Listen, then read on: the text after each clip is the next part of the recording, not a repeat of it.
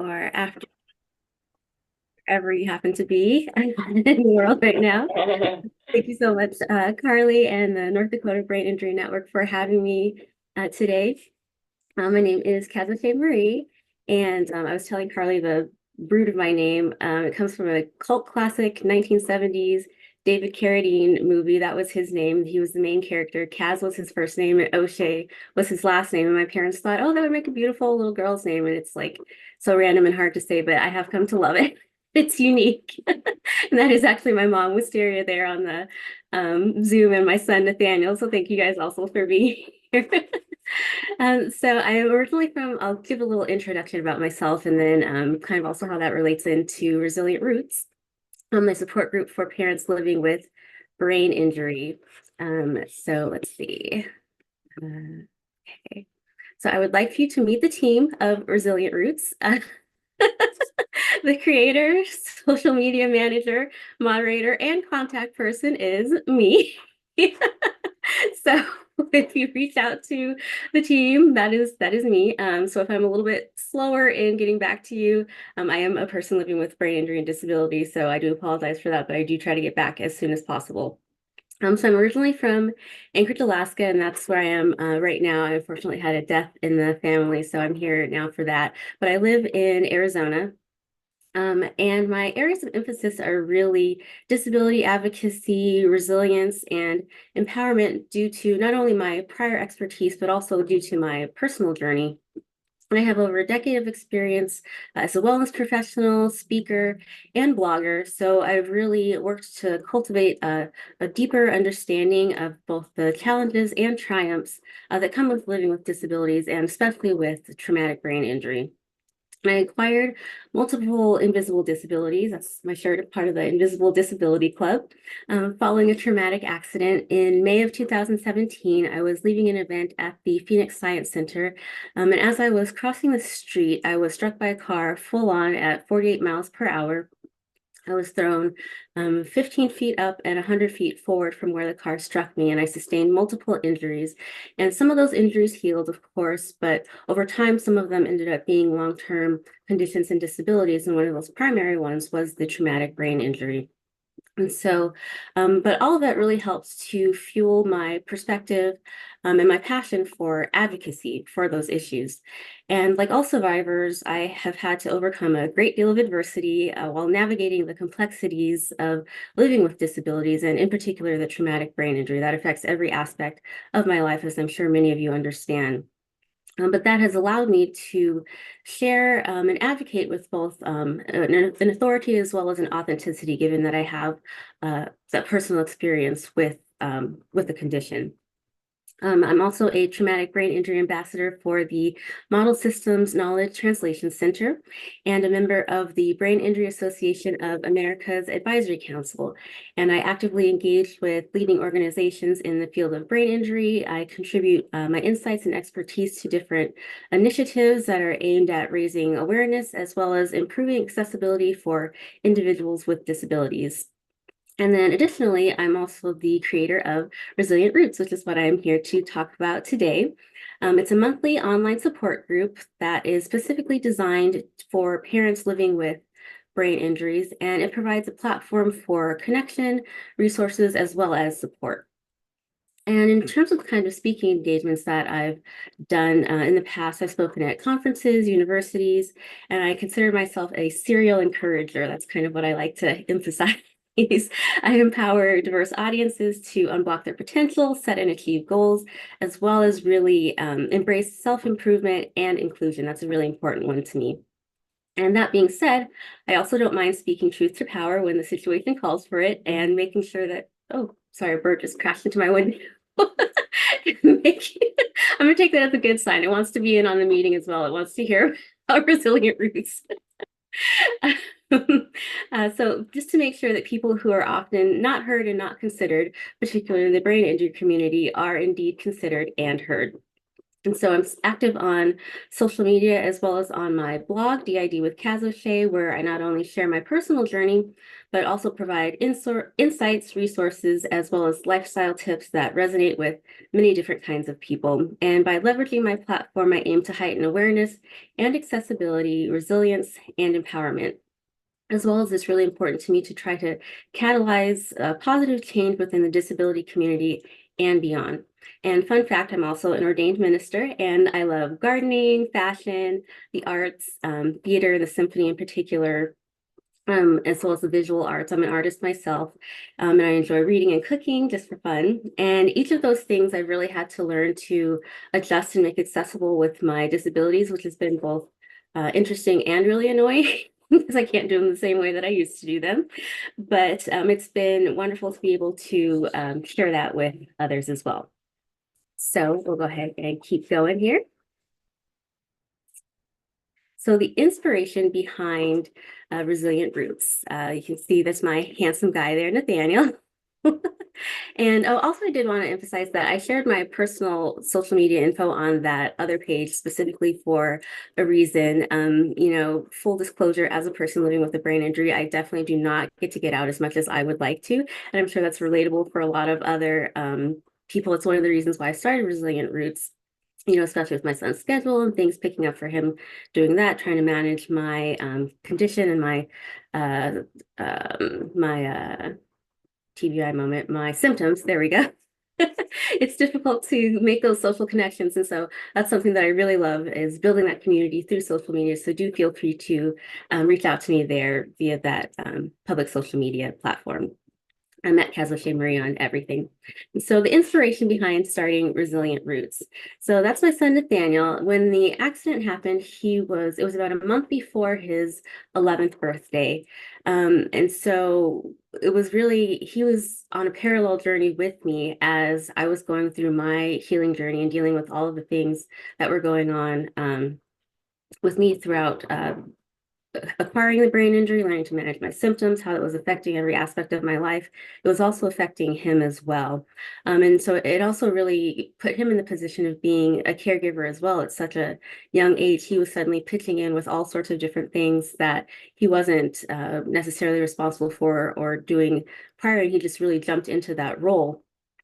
And so in sharing our experiences at the different speaking engagements and with different organizations, there were just really some common threads that started coming up as we were doing this, and to where I began to see that not only were we not the only ones going through these things, but that there really wasn't a central place where everyone could come and kind of have those needs and those concerns addressed, all in one kind of place, all one resource.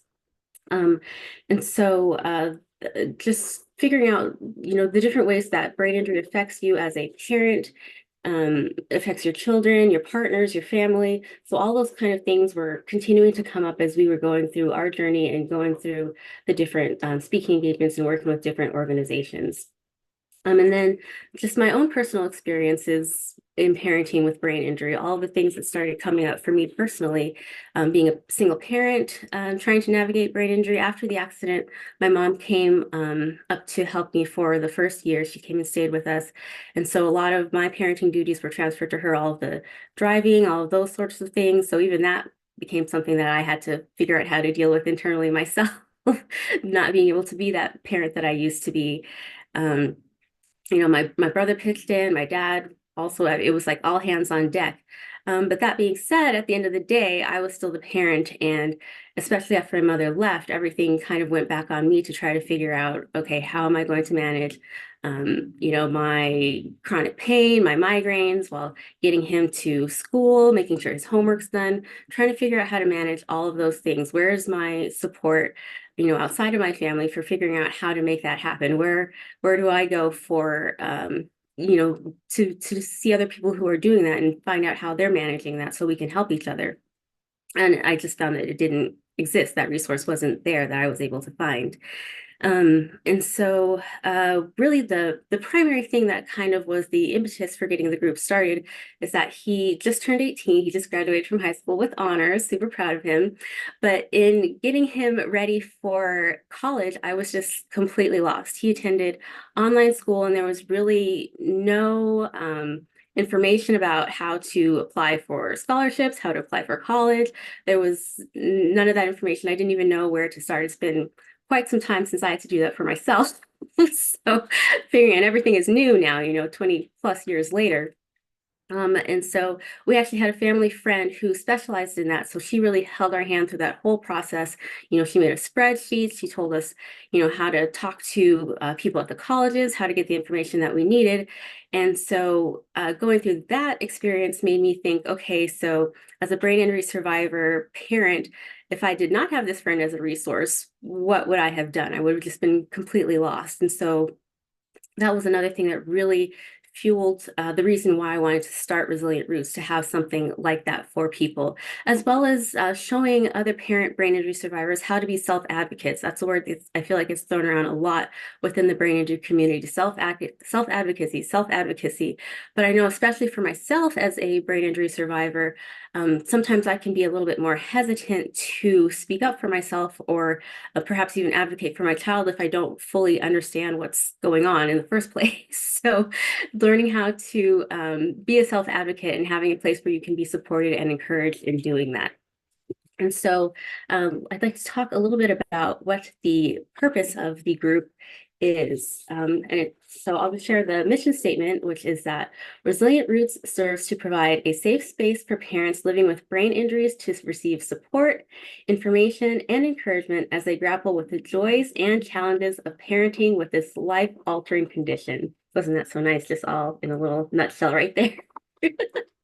And so there are 4 things that basically Resilient Roots is, and then 1 thing that it is not. So I'm going to share that with you right now. So the purpose of the group is really to provide support, encouragement, and information to parents living with brain injuries. That's the primary purpose. And then how specific is the group? Who is able to join? The group is really for anyone who's a parent or a caregiver of children who identifies as having a brain injury, and that includes brain injury of any kind, not just acquired TBIs, but also strokes. If there's been prior drug use, domestic violence, everyone is welcome, and absolutely no one will be judged at all. And I kind of honestly struggled a little bit with who was allowed to come to the group, with having it be specifically for parents, because there's also been so many people who are family members of parents with brain injuries who want to join, or just people in general with brain injury who want to join. So the group is specifically for parents, but I'm not going to be kicking anybody out unless they're being rude and nasty, obviously. So then they're not allowed to come. But it's open to anyone from anywhere. I'm based in Arizona, but it's anywhere, nationwide, worldwide, anyone is welcome to come. And it's held the 3rd Thursday of the month at 5:30 p.m. And I also welcome feedback for that time period as well. It was really difficult to figure out, the best time that would work for everybody across the US. So that's what we settle on for now, but it's flexible. We'll see how it goes going forward. Again, I'm not screening people for coming in, but if you are nasty, you will be kicked out. I don't mind doing that. What is the desired result of the virtual meetings? And the desired result is just for parents living with brain injuries to receive that support, the information, and encouragement as they're grappling with all the various joys and challenges of being a parent living with brain injury. And as I previously mentioned, the one thing that we are not is that the thing we will not be tolerated is any kind of negative behaviors, racism, homophobia, judgment, rude comments, none of that. This is going to be a safe space, as well as no politics, just to make sure that we're keeping it a safe space where everyone feels open and welcome. But participants will be encouraged to be active in the policies that do affect brain injury survivors. And then how is the support group actually structured? So at the beginning of each meeting, I'll actually read you what I'm going to be saying to everyone. It is just a simple little housekeeping sort of a thing, but I think it's important. So the first rule of Resilient Roots is that we do not talk about Resilient Roots, little Fight Club reference. Just meaning that it's a safe and confidential environment. By participating, we all agree not to share what happens here unless someone is unsafe or something illegal is occurring. The things discussed in this group are not meant to replace the advice of a medical professional, and you should consult your healthcare provider regarding any medical concerns or treatments. By participating in this session, you are agreeing to be kind, supportive, and respectful of all participants. And lastly, please remember to stay muted, blah, blah, blah, things of that nature. So just to give you a little heads up of what to expect. And then, of course, I'll be monitoring for questions and comments during the course of the meetings in case anything comes up so that we can talk about that as well. And so some more of the specifics of how the meeting is going to be structured and the sort of things we're going to be doing. One of the first purposes is that it's going to just be a regular old-fashioned, what you would expect, peer support group sort of setup structure. So we'll have a topic or a theme with guided questions to facilitate basically a supported discussion within the attendees. And some example questions would be things like, how has your role as a parent changed since experiencing a brain injury? What are some positive experiences or moments you've had as a parent despite your brain injury? And a really important one, I think, is how do you prioritize your needs and well-being as a parent with a brain injury? Or are you even prioritizing your needs as a parent with brain injury? I think that's difficult for parents in general, but even more so if you're living with a brain injury and trying to manage all of your symptoms on top of parenting. And so then the other thing is peer speakers. We're going to have special guest speakers who are parents that are living with traumatic brain injury. And so they're going to be sharing their experiences of being parents with brain injury.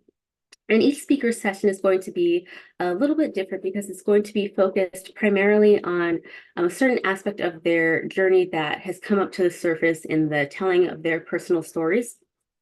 So for instance, transitions in romantic partnerships after brain injury, living with a parent or being a parent with brain injury while also having a child that has brain injury, returning to work after being a parent with brain injury, things like that. So it'll have a specific focus depending on that parent's particular journey or expertise.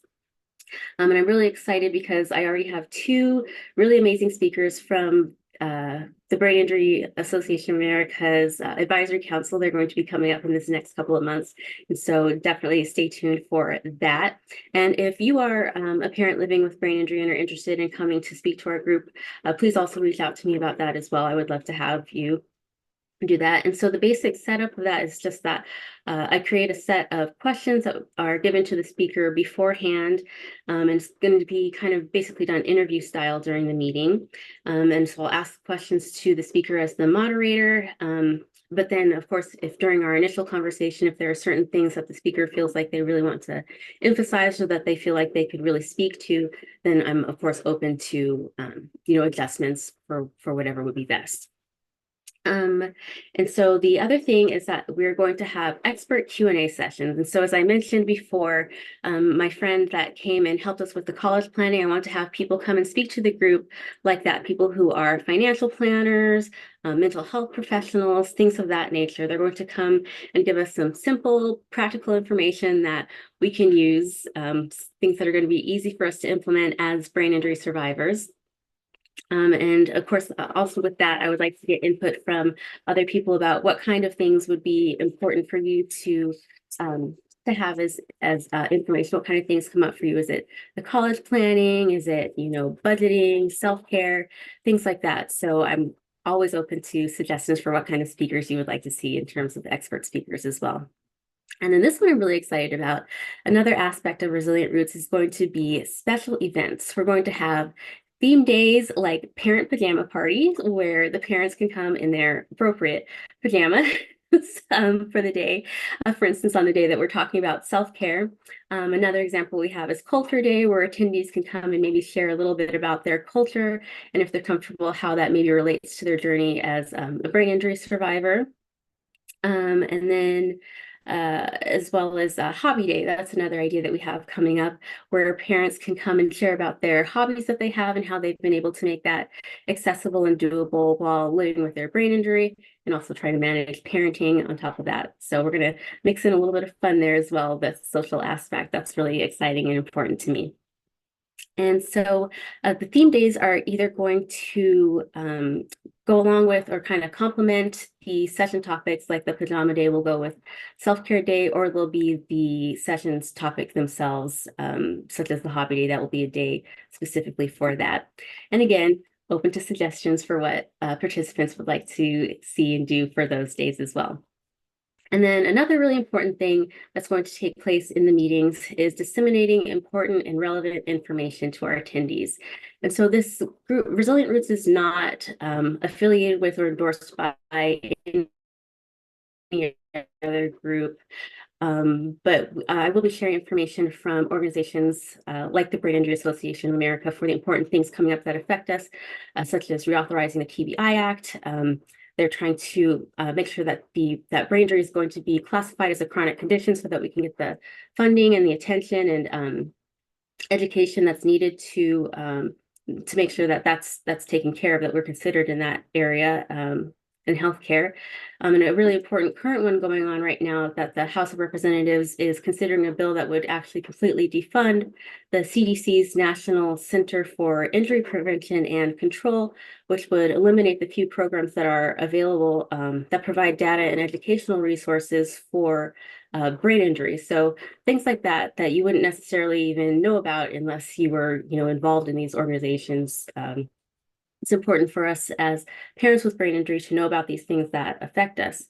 And so I'll include information on how parent survivors can get involved. And it won't necessarily be during the meetings, but you'll be able to see that information like on our social media channels, as well as through the email list. And so advocacy is a way that all of us as survivors can be able to kind of take back a little bit of that power. I feel like living with disability, living with brain injury, a lot of times it can feel like so much of that power and control is taken away from us.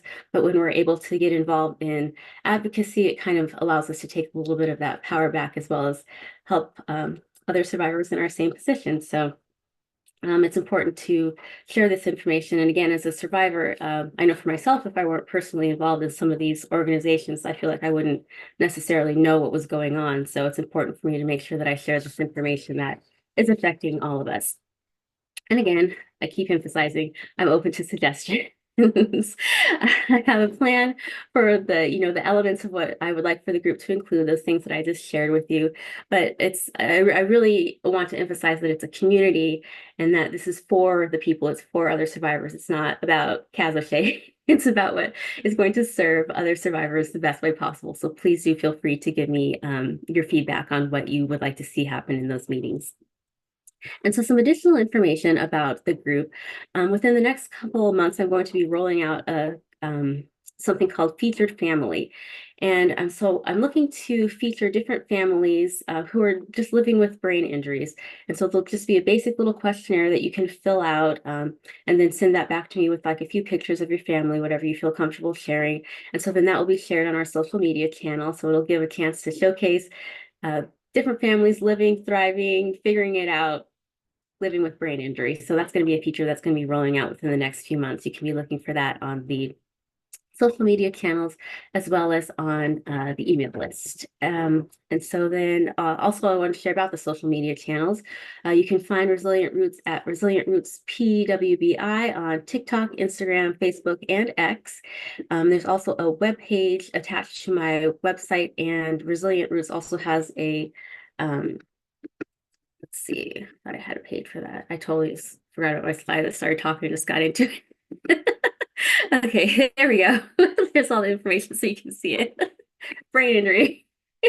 I blame it all on brain injury. Okay, so there's the information for the social media channels if you'd like to get that down, and feel free to connect with us that way.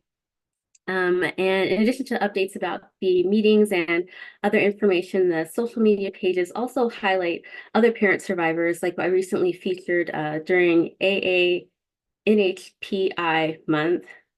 I always get it wrong. Asian American, Native Hawaiian Pacific Islander month. There we go. Oh yeah, I'm on it. Brain injury. Boom. I shared about Keiko Segura, who became a paracyclist after an accident where she acquired a brain injury.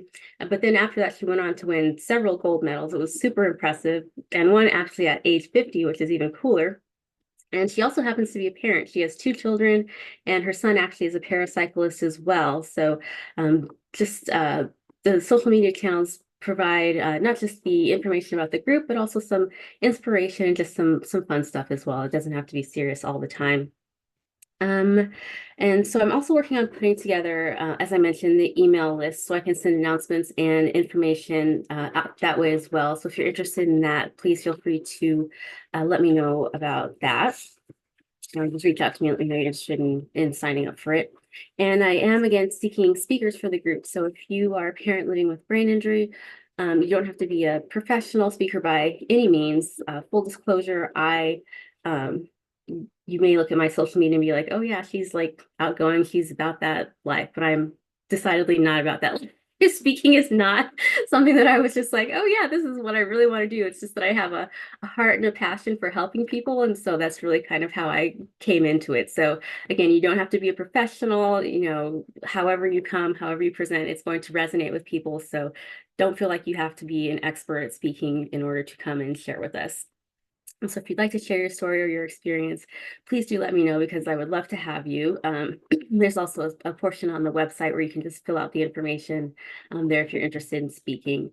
Also, if you if you do have a specific area of expertise, like you work in finance, or like I said, my friend who works in college planning, if you want to come and talk to us about that, you can also do that. It doesn't have to be necessarily about your personal journey. If you have a specific skill, some information in that way, that would be helpful for us. Please feel free to reach out. And so let's see, what else would I like to share with you? Nope, that's not it. Okay, I'll just leave it up on that page. So my goal is really also to try to challenge the perceptions about weakness and vulnerabilities through this group, through Resilient Roots. For instance, here today I'm using notes, and as a speaker, especially since it's not something that I was like gung-ho about, I follow different speaker, I'm not sure what you call it, speaker, like people who talk about how to be a better speaker. And one time I specifically saw this video where they said, if you look at your notes, then the audience will perceive that as you not being knowledgeable about what you're speaking about. And I was thinking, first of all, that's a little bit ableist just to think in that way. There could be a multiple number of reasons why someone looks at notes. They could have a brain injury, maybe ADD or autism, or maybe they just had a baby and didn't get much sleep, so they're referring back to their notes. It doesn't make them any less knowledgeable. So for me, as a speaker, as a brain injury survivor, it's really important through this weaknesses or vulnerabilities, being a parent living with brain injury. And so I actually did talk at the International Space Society about disabilities as superpowers. And I really emphasized that the only reason that they're considered disabilities is because the rest of the world really didn't consider all of its citizens when it was making infrastructure and all the other aspects of society. They're not actually weaknesses. That's just the way that they were perceived to be. And in fact, that it's been scientifically proven that if you're lacking in one area, that actually your other areas compensate and become stronger. And so we see that like in I'm a big comic book nerd. Our family I was raised on comic books. And so there's the character Daredevil. He's blind, but he has this heightened sense of hearing, and he can kind of just sense the things around him. But there's actually some science to that. There's some truth to that. And it's the same thing with brain injury. We experience all kinds of deficits, with our memory, cognitively, even the chronic pain affects the things that we're able to do. But because of that, that makes us extremely creative about dealing with those deficits. And so we really have to be, the more vocal that we are, the more there's going to be the opportunity for the world to ask, okay, so just because this is the way that it's always been done, is this really the best way for it to be done? And we can really be at the forefront of that conversation of saying, okay, we actually have a different way of doing this that's actually better than the way that is the established way. And so that's the same thing for Resilient Roots. It's a group for parents that are living with brain injury, but in finding those creative ways to effectively parent with our condition, I really believe that we can be an example to help parents who do not have brain injury as well, to really help them to just, again, look at different ways of parenting, being creative. For example, how we manage our time. How do we deal with frustration as parents? how do we manage our energy as parents? And are our kids actually really able to do more and be responsible for more than maybe we give them credit for, with support, of course? And so we as parents living with brain injuries, I truly believe that we serve as positive examples for the community at large, and Resilient Roots is definitely here to help and support that happening. And so lastly, I'd just like to leave you with the quote that whatever you do, you must never let the voice in your head control the brain in your heart. So I hope that you always lead with your heart, and I would really love to see you all at Resilient Roots and connect with you. So I'll turn it back over to Carly. Thank you so much. You. Sorry, where my audio went. Anyone have any questions? Thank you so much. That's great info. Always looking for those more, specific support groups that maybe not all of our regular people don't always fit into. So it's nice to have these ones that we can refer out to those specific cases. Anybody have any specific questions? I know I was kind of thinking when you were talking, I was wondering, what do you feel like was maybe the biggest challenge of parenting with a brain injury? Like, what do you think was? I would say kind of honestly, the logistics of it all. Um, when you wake up in the morning, I like the analogy of the straws that, you start out with maybe 10 straws. And for a normal person getting up, getting dressed, it's maybe 2 straws. But for someone, a parent living with brain injury, that takes 4 straws. So you're already behind the game. And so you're trying to figure out managing not just your child's schedule and where you need to get your child and the things that they need to be doing. You're trying to stay on top of all of that, but at the same time, your memory, you're having problems with your memory, you're having problems with pain. And so just figuring out logistically, how do I put everything where it's supposed to be, schedule wise, self-care wise, caring for the child. So I think really just the logistics of it all is really probably the biggest challenge, managing all of that. Sure, yeah, that energy allocation piece is tricky. I don't think I've heard straws before. I've heard spoon theory and I've heard energy pie, but straws is a good way to look at it too. Yeah, all the same concepts, but It might be spoons with my no, it's brain. okay. Either way, yeah, I mean the same concept works. Yeah, so good. Any questions for the group? We got quiet crew today. Turning their cameras on. All shy. That's okay. And right now, currently, Arizona, you guys are 2 hour difference. Is that correct? So if they came at 5:30, it'd be 3:30. Yes, I believe so. Here Okay, in I think so. If you guys 11. don't change your clocks and we do, so there's a time where we're an hour different, and then there's a time where we're 2 hours different. I feel like right now it might be 2, because I tried to hop on the BIAZ had a family dynamic webinar the other day, and it started at 4, but it was 2 o'clock here, I think, or maybe it was the opposite, 2 for them and 4 for us. It is very confusing with Yeah, not. it is with that. Yeah, so Arizona does not do like daylight savings like other states, so that changes. But yeah, I think, do you do like a calendar invite or anything for?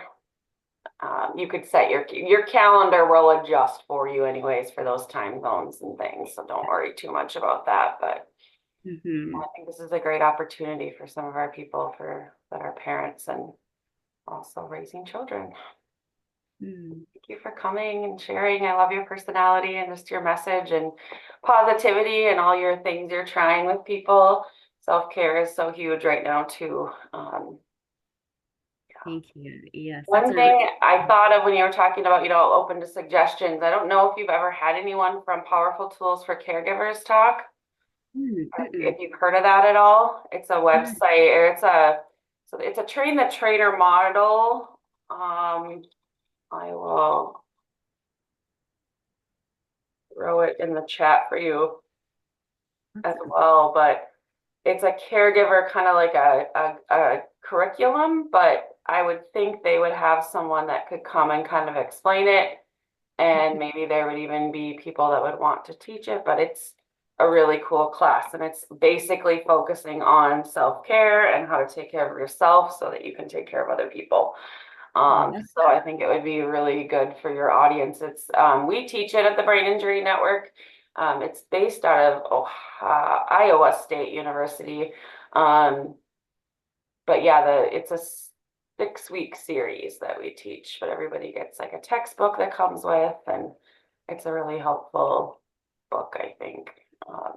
great. Because as Sounds a like a parent, great, you're a caregiver too, right? So it's all connected. yeah, that's awesome. I feel like there was like one other thing. If it comes to me, I will email you, but I went off into space. Love that. And I don't have a brain injury where I could use the excuse.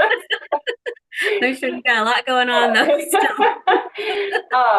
But yeah, when you kept saying that it's a brain injury, our director always says it's an explanation, not an excuse. I'm explaining to you why I forget stuff. Exactly. Yeah, so it does help explain things though, but I don't have an explanation, but mine just went. So yes, You got a lot going on. your points about notes for speakers, I appreciated that as well. Made me sad when they give. I mean, no matter what your political stance, when they would gave Biden such a hard time for having his binders with his notes. I'm like, we all need notes. Like no matter what the circumstances are, we need notes. We want to get our facts right and all that. And yeah, I don't think there's anything wrong with that, with needing some notes when you're speaking. Mm-hmm. Even if you don't rely on them heavily, just having them there as kind of a safety net can help kind of relieve your anxiety too. I know we can throw stats out there and stuff, and yeah, get all mixed up if you don't have them in your notes. So Help me stay organized, all of that. right, exactly. So all right, well, I will let this quiet crew go for the day, but we appreciate your time, and hopefully you'll start to see some North Dakotans hopping on. That would be wonderful. Thank you so much for Okay. having me. Thank you Yes, everyone for thank being you. on. Okay, bye.